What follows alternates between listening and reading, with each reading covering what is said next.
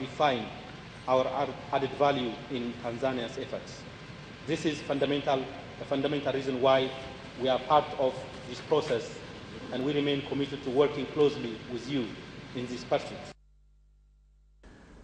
Kenyan Deputy Speaker Farah Maalim says availability of a new constitution in any country needed enough time and participation of all groups within the society in order to have a constitution owned by the people. Hear more details on the story. Mr. Maalim was addressing a symposium on democratic elections in African countries organized by Arusha-based MC Training Centers for Development Cooperation, MCTCDC, part of the NGO Action Aid Denmark. Among the participants was Singida East Member of Parliament Tundu Lissu, who said towards the new constitutional process in Tanzania, there was need for people, particularly lawmakers, to be serious on the constitutional review bill to be presented before National Assembly.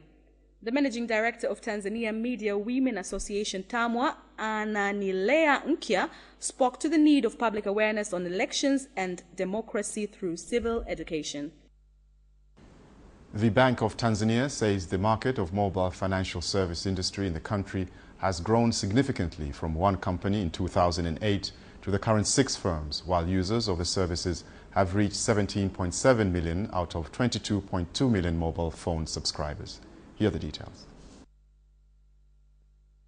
The statement was issued in Dar es Salaam today by the bank's Director of National Payment Systems, Lucy Kinunda, during a Mobile Money Inclusion Summit in Tanzania. Participants at the symposium expressed the need for mobile financial services to be spread in East African countries to ease trade transactions and raise economic activities in the region. Mobile banking is extremely big because in terms of the number of people who are on the mobile bank compared to the number who are in the banking sector, the mobile bank is about 3 times the number of people who are in the banking sector.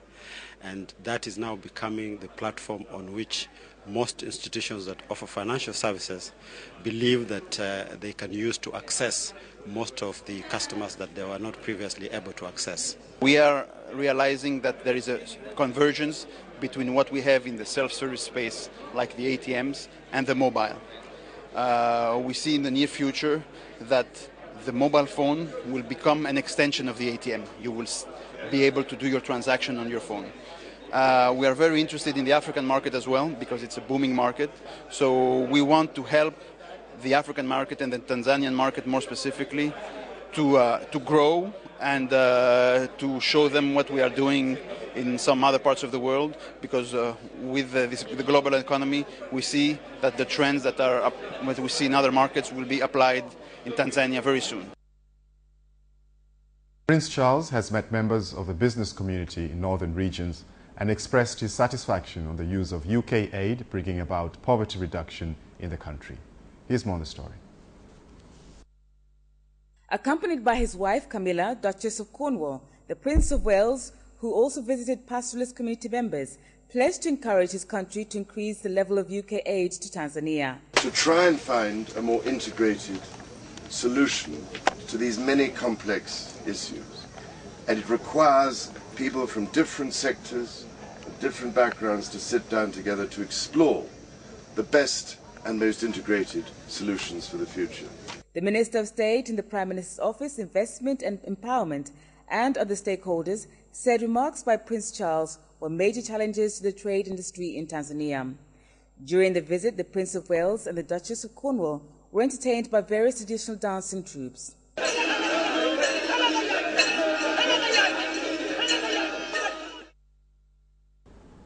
The government says at least 85% of preparations on population and housing census to be held in August next year has been completed in 19 regions. Here's the report. According to the government, the new and more efficient technology and optical mark reader, or MAR, to respond to emerging planning needs for better and timely census date process marked for the census is expected to be completed in June next year. The statement was made by the Deputy Minister for Finance and Economic Affairs, Gregory Teo, when responding to a question in the National Assembly. He said in order to be completed, the census will cost 144.4 billion shillings, and that 23% of the cost will be met by development partners, while the lion's share will be met by the government of the United Republic of Tanzania. Tanzania Electricity Supply Company, TANESCO, has announced that following contributions to the national grid by major power generating companies, power shedding in the country will cease by end of next month. Here's the report. The announcement was made by TANESCO Managing Director William Hando in a statement to the Minister for Energy and Minerals, William Geleja, at the company's Workers' Council meeting. He clarified that already the energy companies are now generating more than 100 megawatts, which have been added to the national grid, mitigating power shedding. Private media stakeholders have urged Tanzania Communications Regulatory Authority, TCRA, to ensure its draft code on context of media outlets has limits of commercial adverts for state media. Here are more details. During a meeting to endorse the code, the stakeholders complained that state media operated businesses while they were given public funds by the government. This caused state media to air the commercial adverts at relief prices, affecting the private media, while representatives of state media wanted TCRA to be under the National Assembly and its operational funds should not come from the Treasury.